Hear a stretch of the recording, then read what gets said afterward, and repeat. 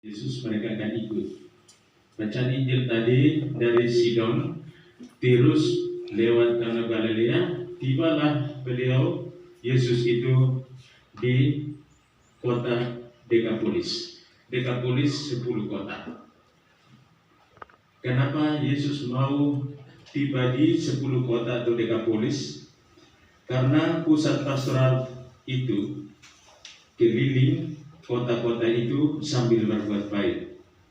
Dan dia menjadi teman seperjalanan 12 rasulnya dalam mega proyek keselamatan Allah. Karena itu dia harus melakukan mega proyek keselamatan Allah, yakni menjadikan segala-galanya baik.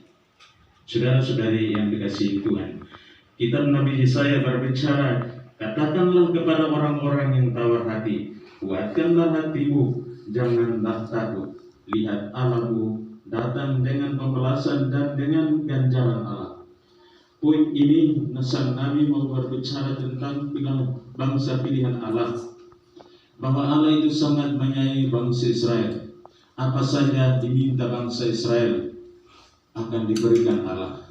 Tetapi bangsa Israel itu orang-orang yang congkak hati, tinggi hati, sudah dapat berkah dari Allah, berkah atau barokah dari Allah, mereka lupa akan kebaikan Allah. Maka sang Nabi mengingatkan umat Israel bahwa hanya Allah lah yang memberi pembalasan dan hanya Allah lah yang akan memberikan janji Allah melalui sang Nabi. Pada waktu itu orang buta akan dicelikan matanya, orang yang tuli akan diberi pendengaran yang baik. Dan berhubungan dengan itu, kalau mereka sudah bersorak-sorai karena rahmat Allah, Allah juga tidak cukup hanya itu. Dia memberi yang terbaik di padang gurun, padang belantara, dan semua hal yang tandus diberikan berkat untuk kehidupan bangsa Israel. Saudara-saudari, bila ditarik runut dari waktu ini kepada kita sekalian murid zaman sekarang, dan kita juga adalah murid pilihan Allah. Melalui sakramen-sakramen gereja ini, kita lah dipilih, dipanggil, dipilih Allah untuk menjadi orang yang terbaik. Dan dalam lembaga ini, saudara-saudari pendidik juga dipanggil dan dipilih Allah menjadi orang yang terbaik, melaksanakan tugas dan tanggung jawab sesuai dengan talenta yang diberikan Allah. Karena itu, sebagai masa ini, masa yang terpurdesak dalam hidup kita, Allah tetap menggunakan saudara-saudari untuk menjadi orang yang terbaik dan melakukan yang terbaik untuk SDM masa depan anak cucu kita di bumi Nujalami. Saudara-saudari yang dikasihi Tuhan, talenta yang diberikan Allah kita harus jalankan, yaitu berjalan sambil berbuat baik. Bapak Ibu guru tiap hari harus berjalan, masuk menurun sedikit, naik ke sini, tujuannya hanya untuk berbuat baik. Amin. Harus mensyukuri itu bahwa Allah berkarya melalui saudara dan saudari. Saudara-saudari sebagai pendidik menjadi model dan contoh untuk masa depan kaum muda Republik ini dan gereja Tuhan. Bagaimana menjalankannya? Harus berjalan seperti Yesus menuju kota Dekapolis, menuju bukit yang indah ini untuk membagi talenta.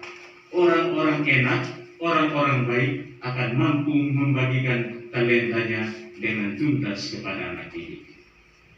Saudara-saudari, ketika Yesus dari rumah ke rumah, desa ke desa, kota ke kota, dan tibalah di Dekapolis 10 kota, ternyata sudah banyak orang di sana menanti kedatangannya, dan bukan sendiri dia datang, tetapi ada rombongan para murid 12 menyertai Yesus dan juga orang-orang yang telah dilewati dengan sendirinya tanpa paksaan mereka itu.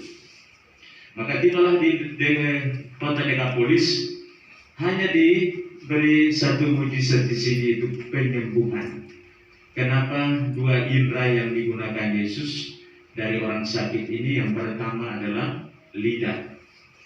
Lidah untuk keluar suara. Yang kedua, telinga. Yesus memanggil dia sendiri, menghindari orang banyak dan memberi berkah dari Allah, kuasa dari Allah yang dia bawa untuk keselamatan. Secara imani, penyembuhan bukan hanya secara jasmani. Hanya digunakan dua indera ini menjadi lambang. Pertama, Yesus menyembuhkan jasmani dan rohani. Penyakit tuli, biasanya dia bicara volumenya habis. Dia tidak akan ukur volume. Penyakit bisu, dia tidak akan berbicara, dan kalaupun terpaksa berbicara tidak akan jelas, pendengarnya akan susah untuk mengerti. Saudara-saudari, Yesus menggunakan dua poin ini. Yang pertama, penyembuhan jasmani dan penyembuhan rohani. Penyembuhan rohani bisa ditarik runut perikop ini di masa modern ini. Banyak orang memiliki mata tetapi tidak dapat melihat. Itu kata pemazmur.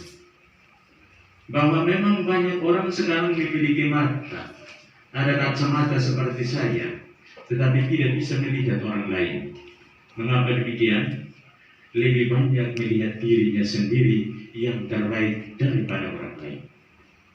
Maka mata ini perlu dicelikan, dimelekan, supaya seorang pengikut Kristus harus melihat dengan mata hati, mata iman, bukan hanya kasat mata biasa, melihat kekurangan sesamanya dan dia menggenapi, melihat kelebihan sesamanya dan menggenapi kekurangannya.